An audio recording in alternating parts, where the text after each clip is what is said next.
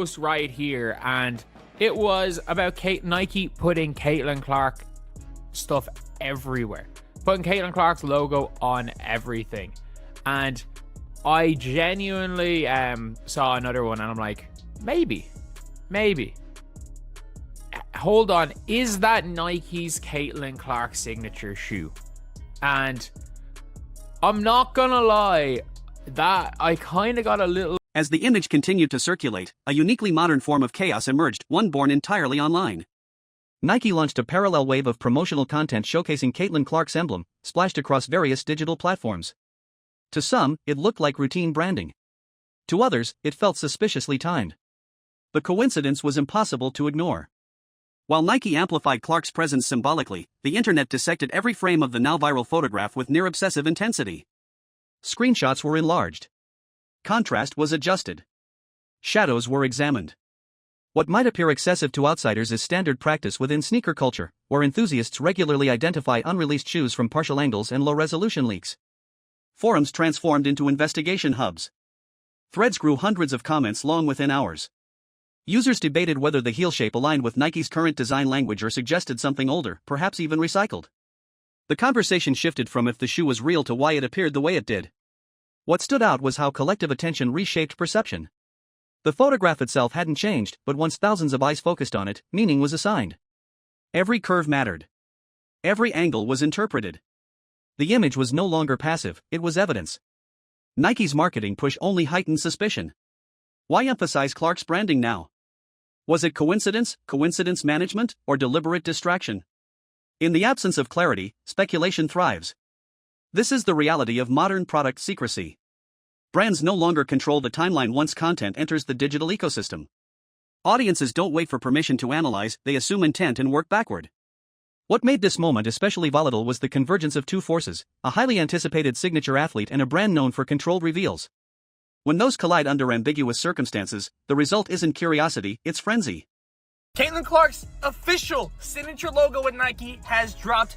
Here it is, here's what we're working with. But also some big major news here, as you can see from Chloe Peterson on X/Twitter. You got the interlocking CCs, that is a big deal. But look, signature shoe, signature apparel collection, and logo apparel collection all coming in really, really soon. Later this year for the logo, shoe, and signature apparel coming in 2026. What do you think? Do you like the logo? Yes or no? Suspicion intensified because this scenario fit an all too familiar pattern.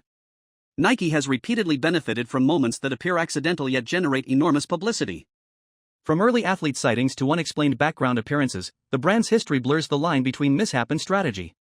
In this case, the sneaker's background placement felt intentional or at least unusually convenient. It wasn't centered.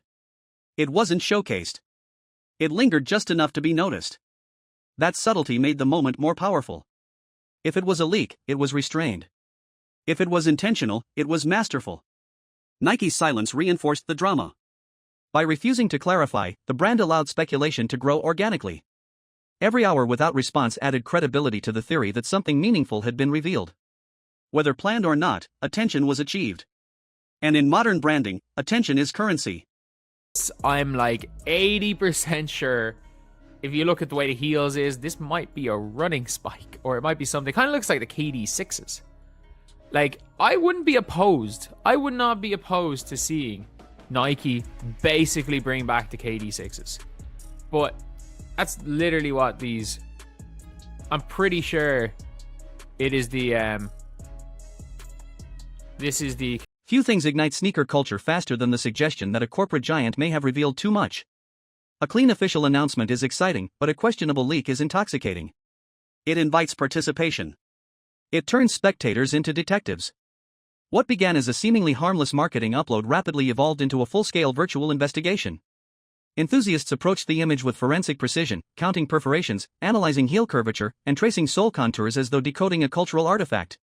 This behavior isn't new. Sneaker culture thrives on discovery. The thrill isn't just in owning the shoe, it's in being early. In spotting what others missed. In identifying silhouettes from impossible angles. This moment tapped directly into that instinct. The photo's low quality worked in its favor. Ambiguity invites imagination. Had the shoe been clear, discussion would have ended quickly. Instead, uncertainty extended the conversation indefinitely. Suddenly, the narrative expanded. This wasn't just about one shoe. It became about Nike's process, Caitlin Clark's positioning, and whether the brand was subtly testing the waters before committing to a final reveal. The internet didn't just consume the image, it reinterpreted it. The biggest news that came out of this podcast is that Nike will be adding new technology for the CC signature shoe. But I would imagine for a player like Caitlin, I could see these shoes being similar to the Sabrinas, in a sense being similar to the Kyries, which again, I've talked about this in other episodes, but I feel like the Sabrinas kind of took over what the Kyries were, because the Kyries were so popular. And I feel like a lot of NBA players went from wearing Kyries to wearing Sabrinas. Like if you wear Kyrie or you wore a Kobe, then you're more likely to wear. Ultimately, the controversy reveals less about the shoe itself and more about the ecosystem surrounding modern releases. In a world where secrecy is fragile and audiences are hyper-attentive, every visual carries risk.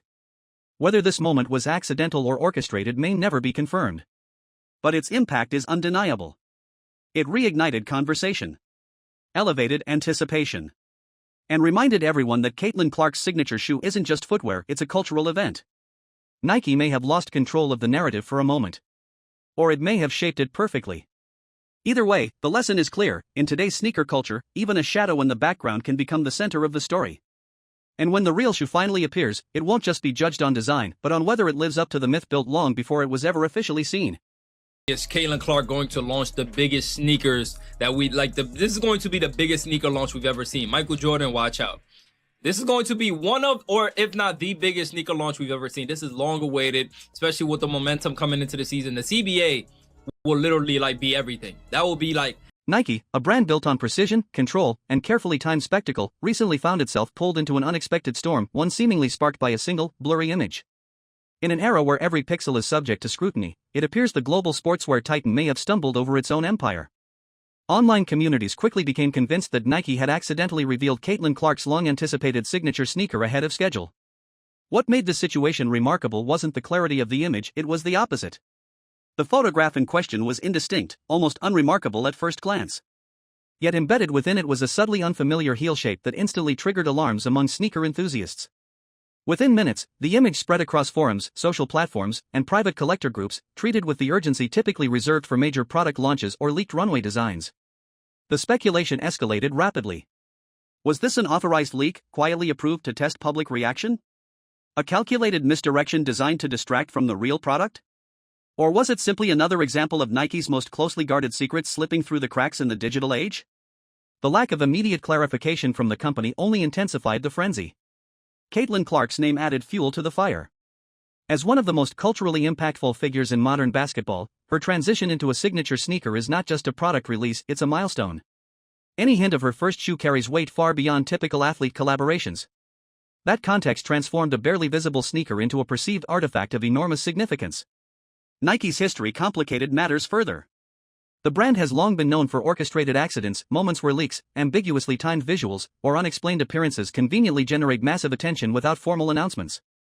Whether intentional or not, these incidents have often amplified hype while preserving plausible deniability.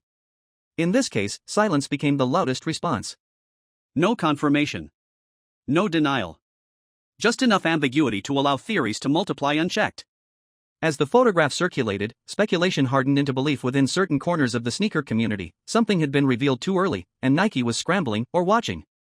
What could have remained an overlooked background detail instead became a digital flashpoint. And once the internet decides a secret has been uncovered, control shifts away from the brand entirely. At first glance, the sneaker showed nothing revolutionary. No bold lines. No aggressive branding. But its restraint became its most compelling feature. The heel, in particular, drew immediate focus. Its shape evoked familiarity, a silhouette reminiscent of older Nike basketball designs. Many observers pointed to a specific Kevin Durant model, widely regarded as a high point in Nike's basketball era. That comparison sparked debate. Would Nike really repurpose an existing silhouette for Caitlin Clark's first signature shoe? To some, that seemed unimaginative. To others, it felt strategic, a nod to performance-driven classics rather than experimental flash. The proportions, curvature, and posture all suggested adaptation rather than reinvention. This raised a critical question: was this even the final shoe? Nike has a long history of using decoy products to mislead early leaks. Temporary stand-ins. Prototype shells. Visual distractions. The possibility that this sneaker was never meant to be the sneaker became increasingly plausible. If so, the photograph wasn't a mistake, it was camouflage.